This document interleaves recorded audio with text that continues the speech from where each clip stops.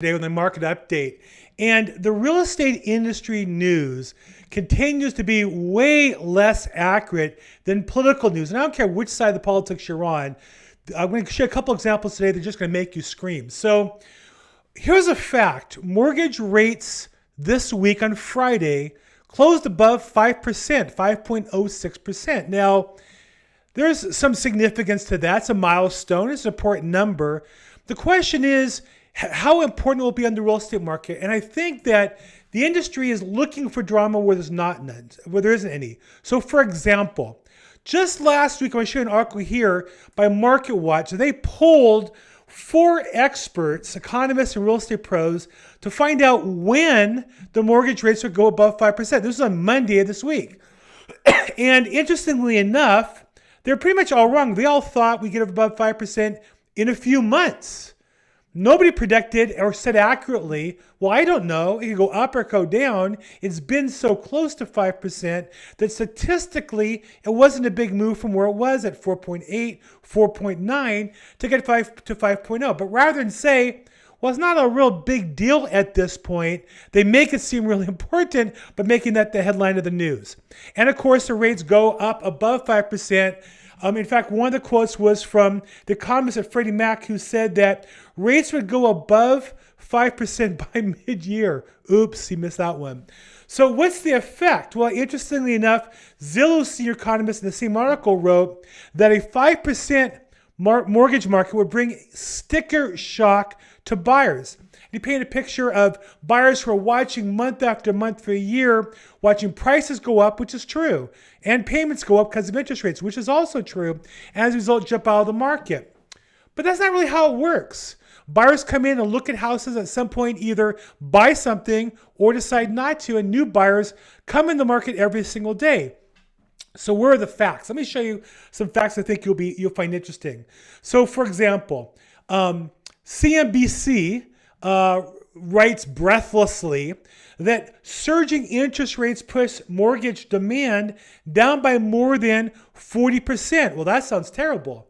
If 40% of the buyers left, what would that do to the market? But really only 9% lower in the purchase market year over year and 3% for the week, meaning most of the people who are not getting mortgages right now were refinancing applications. Well, that makes sense. If you had a mortgage at 4.5 and were hoping to get a lower rate and rates went up, you wouldn't apply for a mortgage loan. But if you're buying a house, what this is telling you is 91% of the buyers are still getting in the process. Now, a 10% drop might be significant. CNBC doesn't tell us that. They just leave us hanging to wonder. So let me ask you, does it sound significant? Well, I would say it's not that big a deal. So for example, when you look at the housing market last month, the average home had 5 offers per house. 5 per house. So if there's 10% less buyers in the market, that means instead of 5, there's how many? 4.5% per house. I'm sorry, 4.5 offers per house. Well, 4.5 offers is still a lot by historical standards. We didn't used to always get multiple offers on homes. 3 used to be a lot. 2 used to be competition. And now we're going to go from 5 to 4.5. So again, a lot of breathlessness in the real estate market about the changes. But in reality, I don't think we see that. So the question is, does it affect the market? Let's take a look at the latest statistics. We know that the most important statistic is inventory. And if there's less homes in the market, buyers either buy at that price or they're not going to get a house. And look at the inventory today. It's still lower than the historic lows and declining in comparison to prior years. As long as this is happening, there cannot be a housing crisis. There cannot be a crisis until there's more sellers and buyers to drive down prices. As long as there's less houses than buyers, prices will continue to rise. And based on the statistics we see right now, that's not happening. Okay? Well, you might say, how about new listings? Is that changing things? No. New listings are still well below 2018, 19, and 20. It's slightly higher than 2021, and in fact, might be above it for a while, depending on the trend line. But overall, we're at historic low standards for new listings in the market. So it does not look to me, excuse me, like we're going to see tremendous inventory. Now you might say, well, Bill, That's listings, but buyers are falling out of contracts. What's happening in new contracts? Are there new pendings falling apart? Again, not true. Take a look at the pending contracts. We just tied last year's record high for contracts well over the prior 3 years. So sales overall, new contracts, are the same as last year and higher than the prior years. So what does all this mean? Well, I think that the real estate industry looks for something. They got to publish some article every day or every week or whatever it is. And therefore, when there's a little significant information, they blow it up to make it more significant than it really is. And I think that's why so many buyers and sellers are misinformed when they look to buy and sell property. I'm going to give you one that to me is just tragic.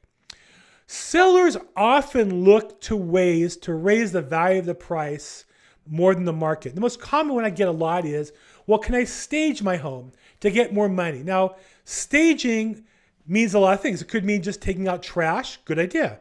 Could be decluttering. Great idea. It could mean fixing some things up. Okay, great idea. But it could also mean putting in furniture where there is none.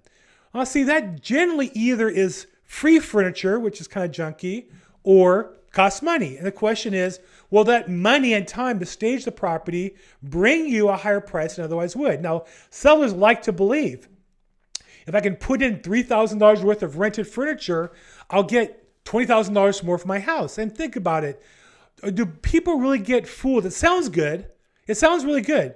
And I've done a prior episode on how staging really does not add value to the property. Here's one just to show you how crazy the real estate industry is. This is from formerly Angie's List. And they just changed their name to Angie, A-N-J-I. The features that boost a property's value. Now, this pretends to be the golden key. They're going to tell you what you can spend a little bit of money on to make a lot of money. And the number one thing in kitchens to add value they come up with is pot fillers. Now, I'll admit, my cooking expertise is capped out at making a grilled cheese sandwich. And honestly, I didn't know what a pot filler was. It made sense. I understand the concept. I've seen them before. I didn't realize that was the name for them. But a pot filler is like a special faucet to put water directly in your pots in that part of the kitchen. And they actually say with a straight face that a pot filler can boost a home's value by 3.2%. Now think about it. Average house in Southern California, $800,000. They're telling you that a pot filler that costs, the hardware is about $300 maybe for a high-end one, maybe $4 or $5, a couple $100 to install it. They're telling you that for me, $1,000 all in, you're going to raise the value of your house by 3% on an $800,000 house. That's $24,000. Does that make any sense at all? No. What they did was they took homes that listed having a pot filler and compared them to homes that didn't list having a pot filler, ran the numbers and said, oh, those with pot fillers get 3.2% more on average.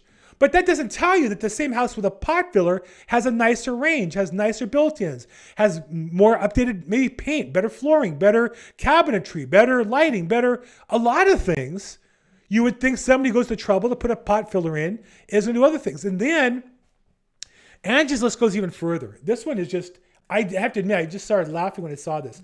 They went by the most value-boosting features in LA's top 40 metros. And in LA, they calculated the pot filler, by coincidence, the same thing. I guess LA is big for pot fillers.